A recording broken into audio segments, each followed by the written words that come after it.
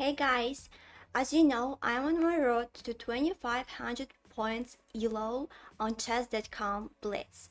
So today I decided to do something different before I start playing.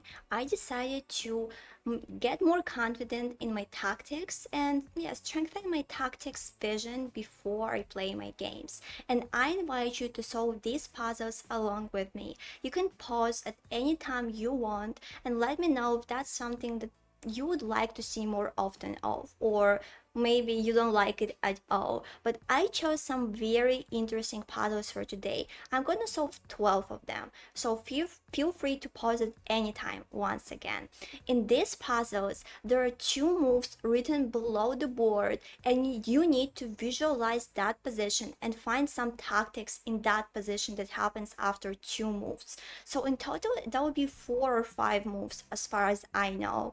And yes, those puzzles are going to help you get more confident in chess, strengthen your calculations, and improve your board vision, as well as they also improve your short-term memory, because you need to remember what the pieces are after the first two moves that you make. So I really hope that will be very useful to you and to me, and I hope that will improve my performance in Blitz that I will play afterwards. I'm gonna make myself very small for that, and I'm not gonna use any arrows. So I hope that you can try to train your vision anyway. If that looks too hard, please let me know in the comments. Next time, for the next series of these puzzles, I'm gonna put them on a board. I'm gonna edit it and make it look a bit better. But for now, let's get started. So in the first puzzle, number 49, we have Queen h4, h5, Rook c3, and Rook b4 moves. What does it tell me? The Rook on b4 is being protected by the Queen, and that's pretty much it. Hold on. Actually, that's tougher than I thought. So my Queen is being attacked. And the first move that comes to my mind is knight takes h5, but the knight could take me back, so it doesn't seem to be correct. What else can I do? Maybe I should play knight f5 instead, so that if the pawn takes me, I play queen g5 check, and then I'm gonna take this knight on f6. But it's not 4 or 5 moves, because the position is still unclear. It's just that his pawn structure will be ruined. But that's the best I can find here, so I'm gonna settle for this variation, I think. Yes, I don't think there is anything else. So once again, after queen h4, h5, rook c3, rook b4, I'm gonna go and play knight f5 check, sacrificing my knight, and if the pawn takes me, I'll go queen g5 check. And after that, I will take the knight on f6. That's the best I can find. I'm gonna check the answers later, and if I solve something wrong, I'm gonna let you know. I'm gonna put it on the screen as well, so that you know that some puzzles are tough even for me. Okay, next one, number 50. We have bishop e4, bishop b5, rook a1, and queen f8. And I'm afraid queen f8 is being defended only by the king, and I have a very easy move, bishop h7 check, forcing the king to go away to get distracted, and after that I can take this queen on f8 for free. That looks pretty good to me. Okay, next one, rook f7, g takes f, king e7. We have the knight on h5 that is hanging, and we have a passed pawn. Can we combine those factors? Where can the knight go? Okay, it has to be some sort of a double attack. Has to be.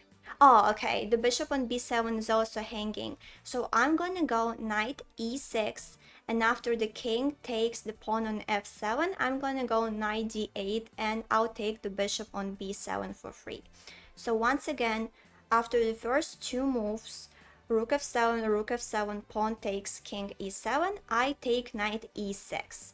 And if the king takes my knight, I'll just promote pawn to f8, queen, and I win easily. Okay, so let's go on to the next puzzle, 52. Let's make sure you see it very well. Okay, so we have pawn takes e5, and I forgot to mention in all these puzzles it's white to move, so it makes it pretty easy at this moment. Okay, pawn takes e5, queen a4, knight c5, and queen c6. The first thing that comes to my mind is knight takes e6, and if the queen takes, I'll take queen d5, and I kind of gain a pawn. I'm gonna have 7 pawns versus 6. Is that the only thing that I see in this type of position? I think that... yes, I don't think there is anything else I could find. It's okay to win a pawn this way, in my opinion.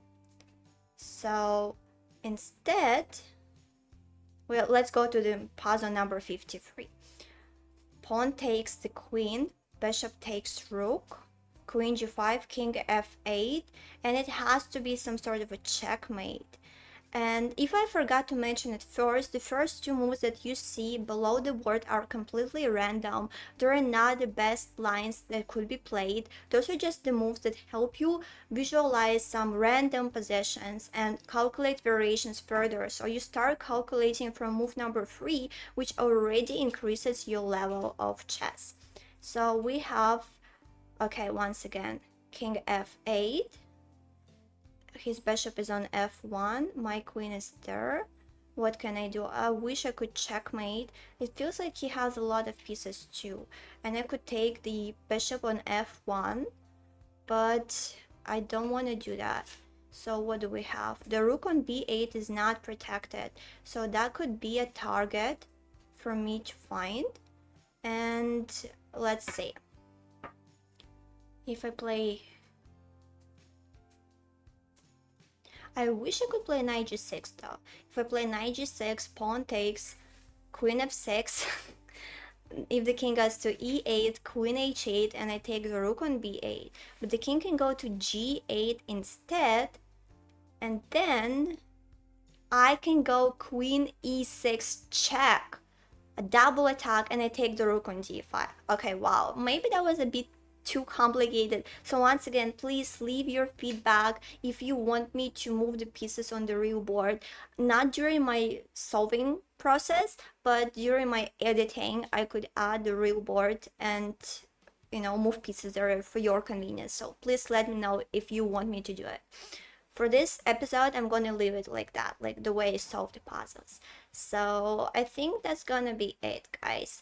After the third move, knight g6, if the king goes to e8, queen e7 is checkmate. But if the king goes to the g file, at the very least, I could jump knight e7, discover the attack, and I take this rook on d5 anyway. So I think that's it. Okay, hope it's not confusing. Puzzle number 54. Here we have rook e7, queen f8, queen h3, and rook d8. It really like smells like the checkmate coming. The least I could... okay, maybe it doesn't work. Let's see. Rook d8. Maybe...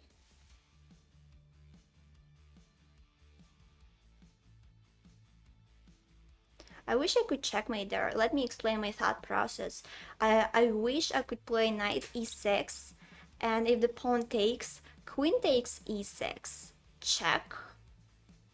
But if the pawn doesn't take, that's a double attack. But if the pawn does take, the king has to go to h8, and I don't see a follow-up. I don't see... hold on. What if... no, it doesn't look this... doesn't look that good. I just found a draw by playing bishop e5, bishop takes, queen takes, and after king g8, just go queen e6 back. But it doesn't seem to be right. So we have, once again, maybe I could sacrifice something else. Oh my god, why am I not seeing that? After knight e6 on the third move, if the pawn takes, queen h7 checkmate. Oops, that was actually easier than I thought. So that is the solution. If they don't take, we're gonna get a rook because it's a fork. Okay, so now we have number 55, and the first move is bishop f4 attacking the queen. The bishop goes to d6, bishop takes queen d6, and I bet we need to play pawn e5 giving a fork, and if the knight takes from c6 to e5, I'm gonna go bishop to h7, discovered attack, because the queen on d6 is no longer protected, and I'm gonna take it. So number 56, rook f1, knight e5, bishop e2, king a7. Okay, that's confusing. Do I have an unstoppable checkmate? What if I just take bishop a6, pawn takes rook a1, and then rook from a1 takes on a6, and I don't see any way they can stop it. Let me check. I think so, guys. I think that they can't do anything about that. They can ignore taking my bishop, of course, but that means they gain the pawn, and I would attack b7. So far, it looks good. I think that's something I should do. Okay, so my solution is, once again, I'm gonna go bishop takes a6, pawn takes rook a1, and then rook takes a6 from a1. Okay, number 57, we're almost done, just 4 more puzzles to solve. Let me know how it goes. Bishop a3, rook e6, pawn e3, knight e5. What weaknesses do we have here? I see just one. The rook on c8 is not protected, and that means I could go rook takes d5, and that's just a free pawn over there, because if the pawn takes me back, rook c8, and we just exchanged, but I got a pawn on d5. And I don't see why it should be wrong, because rook c8 is a target. As you can see in these puzzles, I look for something weak to attack, and normally this is about finding an unprotected piece. Okay, so the last puzzles, let me see. Okay, I hope you can see everything perfectly anyway. I have rook g4, queen h5, rook d8, king h7. That already smells like a checkmate so much. Let me find it.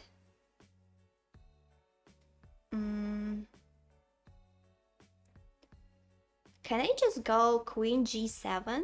Because my bishop protects me from behind, and if rook takes, rook g7 checkmate.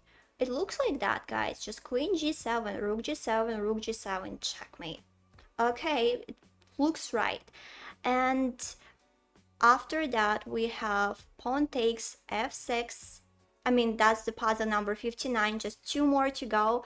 Pawn f6, pawn takes, knight g6, pawn takes, and queen h5, maybe. Hold on. Queen h5, pawn takes, knight f7. But what does it give to me? Do I just get a pawn because I also lose a knight? Pawn takes, knight, queen h5, knight f6.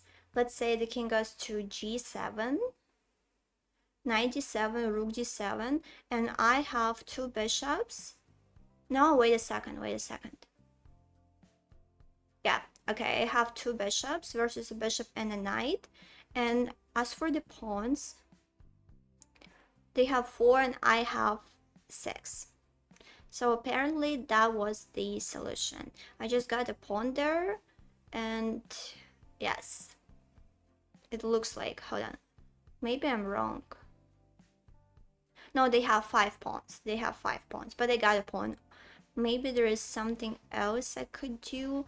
I wish I could play knight f6 right away, but the queen is just protected, so it doesn't work. So yes, that's about it. I think I just needed to gain the pawn there. the last one, guys. We're almost there. We have rook d4, queen b6, queen b3, and knight e7. So can I just hold on?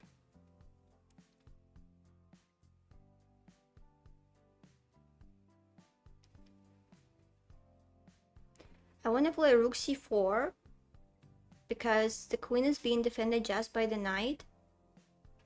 But after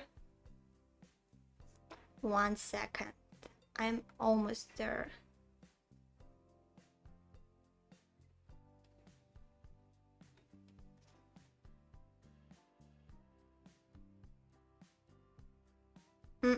I don't like that. I wish I could do that, but I don't like the way it looks. Maybe there is some sort of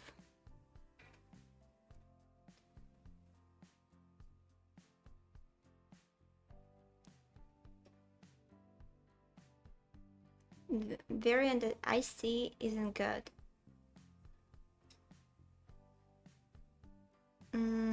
Okay, this is a tough one. Maybe I'm just missing something obvious, like in one of the previous puzzles I solved. But if you just join, guys, it's number 60 we're talking about. Hold on, maybe you don't see it very well though. Let me, yeah, put myself like that. Maybe that would be easier for you to see. Okay, so again, knight e7. What does it mean? I wish I could take on c4 though, it looks so good, but I don't see anything else I could do after that. So maybe I should refocus onto h7 pawn, bishop h7, and then the king takes, knight g5, but the king just goes back. Okay, guys, I'm actually stuck. Something has to happen. Something has to happen. Knight e7 is also not protected, but how can I use that? Hold on. What if I play bishop h7 first, and if the king takes me, I play rook c4? That means if the queen goes to b3, I'm gonna go queen h4. Sorry, rook h4, check, saving my rook from being taken, and then I'll take a takes b3, and that means I'm gonna have 6 pawns versus 5. But this is not an easy thing to do at all. Is it worth it though? I think I just gained a pawn this way. So once again, rook d4, queen b6, queen b3, knight e7, bishop h7 check. If the king doesn't take, I just got a free pawn. If the king does take, I play rook c4. And now after queen b3, I finally have a check, rook h4, and then I take on b3. Okay, it looks correct, guys. And let's see how much time we spent on solving these puzzles. Around 15 minutes or so. So I thought honestly that I could solve them faster, but apparently I was wrong. Let me know what you thought of these puzzles. If you just do puzzle 5 or 10 minutes before you start playing games, it's definitely gonna increase your performance. Even if not in one day, but in the long term, that's a great exercise. That's something everyone should do. So let me know how it went, and we're about to start playing Blitz. Okay,